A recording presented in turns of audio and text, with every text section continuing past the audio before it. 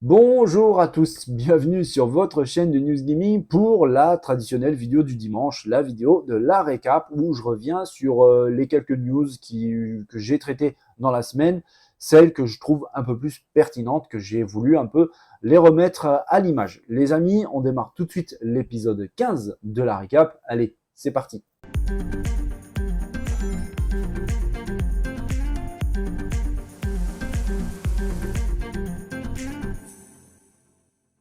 Allez, première récap du jour les amis, avec un jeu qui vient d'arriver sur PlayStation, un jeu qui était une exclue Xbox pendant environ 7 mois, et franchement, il est vraiment bien. Il est très très bien. Alors oui, il est assez trash un petit peu, mais il est bourré de fun, il est vraiment très très drôle.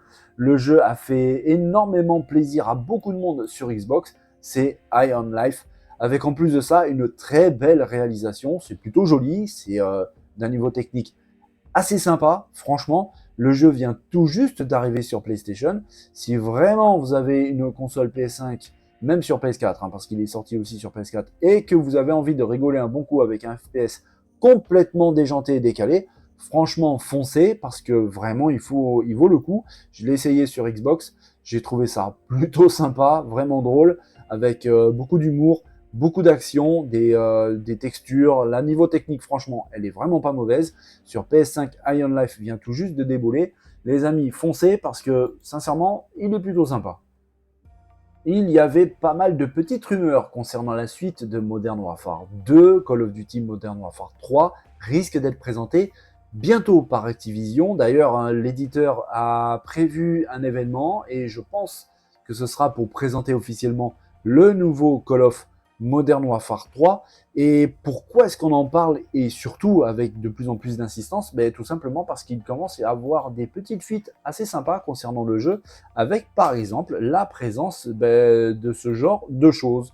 C'est tout simplement le carton d'une boîte énergisante, vous la reconnaissez avec le fameux logo, le fameux M, et on y voit très bien le Capitaine Price avec le nom, tout simplement Call of Duty Modern Warfare 3. Apparemment, il y a une opération promotionnelle entre la boisson énergisante et Activision, et d'ailleurs, le site d'Activision fait mention de la marque de cette boisson, donc le doute n'est quasiment plus permis. On attend tout simplement l'annonce officielle d'Activision qui devrait pas tarder, comme je vous l'ai dit. Ils ont annoncé un événement qui devrait arriver dans peu de temps, et donc forcément cet événement sera tourné autour évidemment de Call of Duty. Peut-être qu'ils vont prendre aussi la parole concernant le rachat d'Activision Blizzard King par Xbox, mais à n'en pas douter, vraiment, je pense qu'ils vont profiter de l'occasion pour présenter officiellement et en grande pompe le Call of Duty Modern Warfare 3. Les fans vont être aux anges.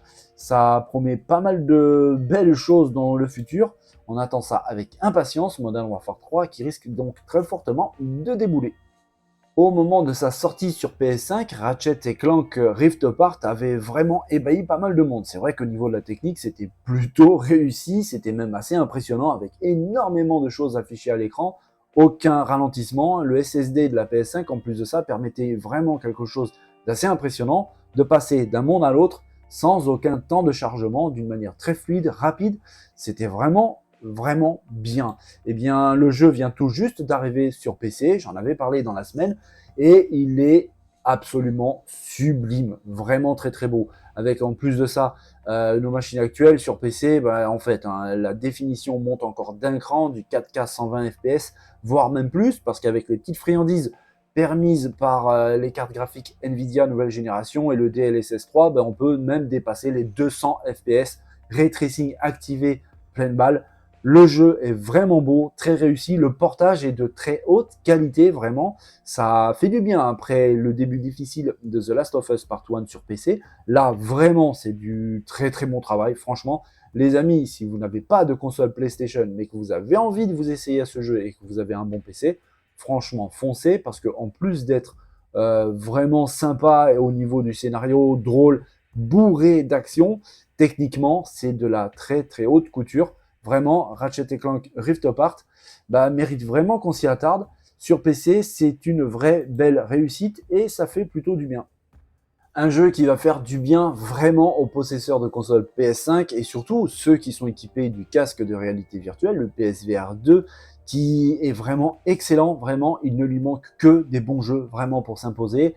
Et ça va commencer à arriver avec Crossfire qui s'annonce franchement, les amis, excellent. Et d'après les premiers retours qu'il y a eu sur ce jeu au niveau du gameplay, de l'ambiance, de sensations procurées, c'est vraiment très très bon. Le jeu a une particularité, c'est que donc il est en réalité virtuelle. C'est excellent pour le casque de Sony qui manque véritablement de bons jeux. Le casque en lui-même est une réussite, techniquement parlant, mais ouais, il manque des titres. C'était un petit peu la douche froide pour certains qui vraiment commençaient un petit peu à s'inquiéter. Là, les jeux vont arriver. Celui-ci semble vraiment, vraiment excellent. Ça fait plaisir à voir. C'est ce qui manquait au casque pour pouvoir s'imposer. Il avait démarré d'une manière un peu bancale, ce casque, avec une diffusion seulement sur le PlayStation Store. Ça aurait pu être un énorme problème. PlayStation a ouvert les vannes et le met à disposition sur absolument tous les magasins. Vous pouvez l'acheter chez Micromania, Amazon par exemple. Il manquait plus que les jeux.